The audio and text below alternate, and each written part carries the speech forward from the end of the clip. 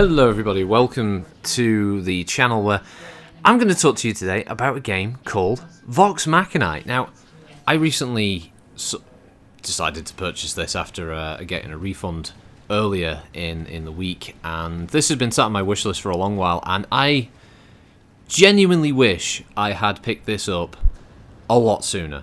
This is an early access title that's currently on Steam. I'll try to remember to put a link in the bottom of the video so you can have a look at the Steam page yourself. But in short, say it right now, this is everything that MechWarrior Online should have been. And I'm not taking the piss. I'm not being hyperbolic here. This really is everything that it should have been. Vox Machinae is a small independent title. It's currently early access. It's on version 0.4 or 5. It's still got a while to go for more additions and such. But essentially, it's a mech combat game that can be played in VR or normal, like I'm playing here with mouse and keyboard, and it's just so good. It's hard to put into words the feeling of it, but it's extremely intuitive, basically. With mouse and keyboard control, you can look around the entirety of your cockpit, even behind you. You can use that to look at all the screens, the different monitors, like your radar, score, heat level, jump jet fuel, your weapon cooldown and reload. And all these little elements there are just really great. You can see it in the footage now, sort of looking around. You can see like the power-ups, the max speed I'm currently running at. And it just from that on, it's so intuitive. It's such an easy game to just pick up and play. And it features online play against other players. You can have, I believe it's 16 maximum online you can have free-for-all matches, 2 teams, 3 teams and 4 teams maximum. You can play against bots. You can play with friends in a cooperative mode that's basically like actual escort mode that has vehicles that you guide around the map, protect them from AI bots that attack. It's all these things that... I'm going to rag an MWO a bit here, and I know some people are going to be like, oh, he's doing it again. I'm sorry, but the second I played this, all I could think was, why didn't MWO do this? There's a sense of the weight and the purposefulness of the movement of the mechs in this game. When you play a faster moving mech, you can feel the speed, but it's not over the top. It's not like MWO is like taking a flea or something, where you're just zooming around these tiny maps at such an incredible pace. But you feel like you're in a smaller, humanoid combat machine. And it does it so well. Like when you're in one of the heavier ones, they're called grinders in this, which I think is an unfortunate name. But they can't call them mechs, obviously. But the big ones, I think the largest one's called the Dredge. It feels like an Atlas. It feels like it's just pure power, just armor and weaponry, and you just stomp forward. And the great thing about this game is you can use your jump jets. They feel a lot like the MW Living Legends jump jets. That they actually get you up into the air. That then you can use different controls to kind of maneuver yourself as you fly around, so you can actually zoom left and right with them, but you can even propel yourself forward and smash into enemy mechs, and you can do a lot of damage doing that. You can do DFAs, which is death from above for anyone who doesn't know what that means, and you can just, it's just so much fun. Honestly, it really is. For I think just shy of £20, so probably like 24 bucks, 25 bucks in the States, or around about 23, 24 euros. It's well worth picking up, honestly. It really is. You can just have fun with the bot matches. It's just everything about it just feels so good, so right. And if this comes out with workshop support for mods, honestly, this would do so well with a BattleTech mod attached to it. It's already a really good game as it is. I think the mech designs are really nice. It's really nice to see like 3-legged mechs in this game. I'm sure at some point they'll probably add a 4-legged one, like a quad mech. And they've got the inverse kinematics, so all the feet seem to attach to the floor. It looks right. The animation is great. If you blow a leg off a mech, it falls over, but you're not dead. You can then use your jump jets to kind of lift yourself back up or hop away with your damaged leg. There's an eject button when you die. Your mech auto ejects, which you saw early in this, where the panels close over the front. I think I'm probably going to die soon in this fight, but you'll be able to see that, like, when you die, your pilot ejects, which would have been a cool thing to see in MWO. Rather than just your mech, like, pops and falls over and then ragdolls on the floor. you as a pilot just fire out. It's more thematic. It looks right. It fits the universe, and it's also better. It communicates visually to a player when you get a kill or when a target that you're firing at dies. Obviously, in this game, it doesn't have anything like ammunition. I don't know if they're looking at ammo counts and stuff. As I said, being it's early access, I'm sure there's more changes coming as they go. But there's other game types in this as well. There's pure deathmatch. Oh, there you go. I'm ramming into him now, just trying to do as much damage because I think my mech's about to explode. But there's deathmatch, there's escort mode, there's just horde mode, there's like a base capture mode where the different bases provide different bonuses for the teams. There's inbuilt voice comms in there which you can turn on and off, obviously, if you want to, if you don't want to be bothered with that. As I said, it's fully supportive of different VR headsets, so you can play it, and apparently it's very immersive. Because you actually use the VR controls to grab the screens inside the cockpit and to move them over, so you can pull like the radar one over to you and put it back into its like standby position, stuff like that.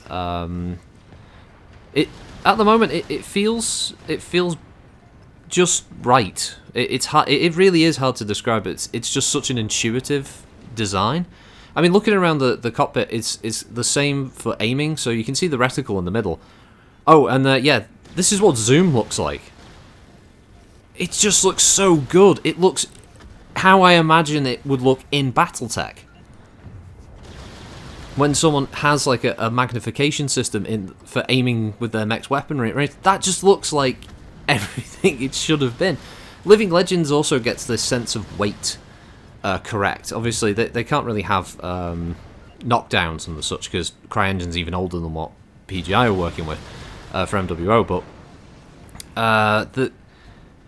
at least Living Legends, the mechs felt right. Like when you're in an assault mech, the same as this game, you feel like you're in a huge, powerful war machine. When you're in a light mech, you feel like you're in a flimsy but relatively agile machine.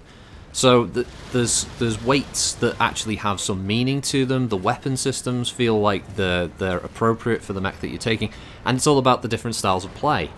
And both of those games get it right. Living Legends is great for that, and this game I honestly think could be a really good alternative for anyone who was just interested in trying out a new mech title. As I said, if you don't mind an early access title, I know some people would prefer, stick it on your wish list, keep an eye on it, see where it goes with the updates, because I'm really excited to see where this goes, to be honest, because out of the few hours that I've played of it, of just doing bot matches, because everything so far just feels right.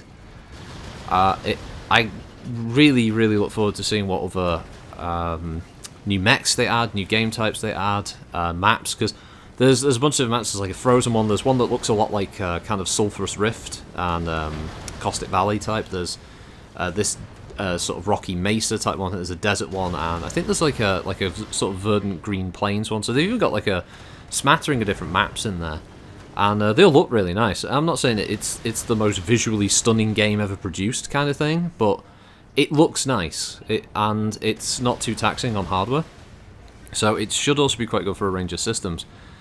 And weapon systems, you've got like your different miniguns, lasers, ballistics, different missile systems. There's a Gauss rifle in there. I wouldn't be surprised if they add more new weapons as it progresses. I mean, you can even see the pilot inside the mech. You can see the little gunner there as that mech was running past. You can see him in the cockpit, which again, Living Legends does. You can see the pilot inside that. Doesn't do that in MWO.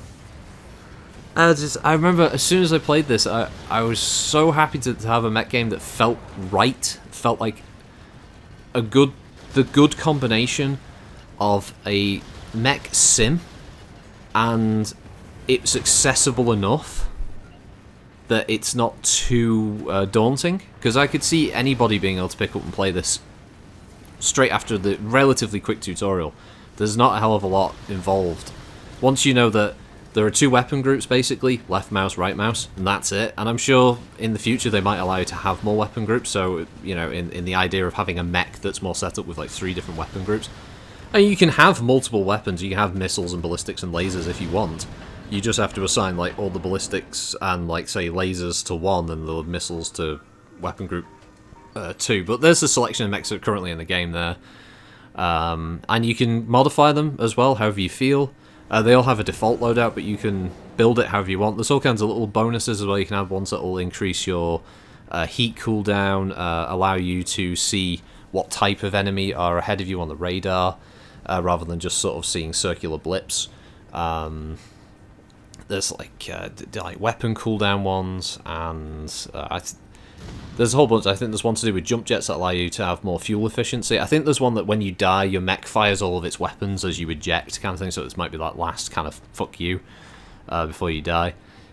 But yeah, I definitely want to play a bit more of this. I'll probably stream playing this as well, just so people can see a bit of it live as we go.